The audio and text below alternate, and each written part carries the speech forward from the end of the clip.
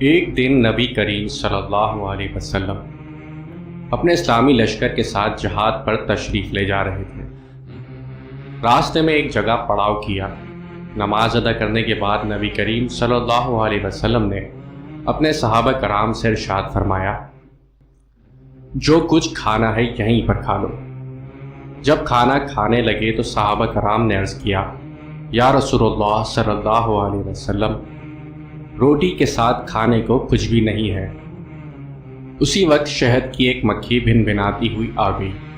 صحابہ کرام نے عرض کیا، یا رسول اللہ صلی اللہ علیہ وسلم، یہ مکھی کیوں شور مچا رہی ہے؟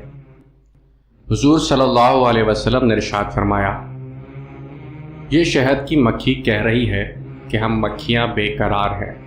صحابہ کرام کے پاس سالن نہیں ہے، حالانکہ یہاں قریب ہی غار میں ہم نے شہد کا چھتا لگایا ہوا ہے۔ وہ کون ہے جو شہد لے آئے؟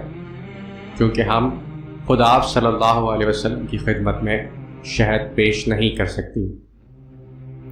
آپ صلی اللہ علیہ وسلم نے حضرت علی کو حکم دیا کہ اس مکھی کے پیچھے چلے جائیں اور شہد لے آئیں۔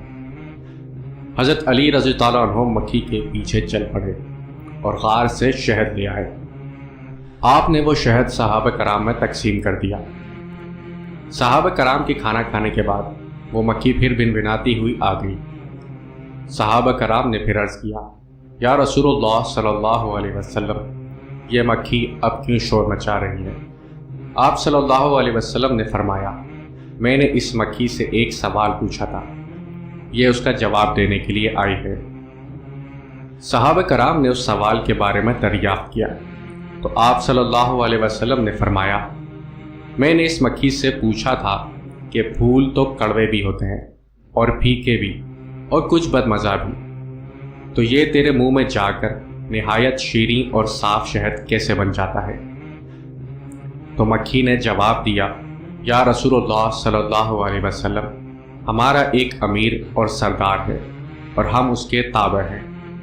جب ہم پھولوں کا رس چوستی ہیں تو ہمارا امیر آپ صلی اللہ علیہ وسلم کی ذات مقدس پر درود شریف پڑھنا شروع کر دیتا ہے۔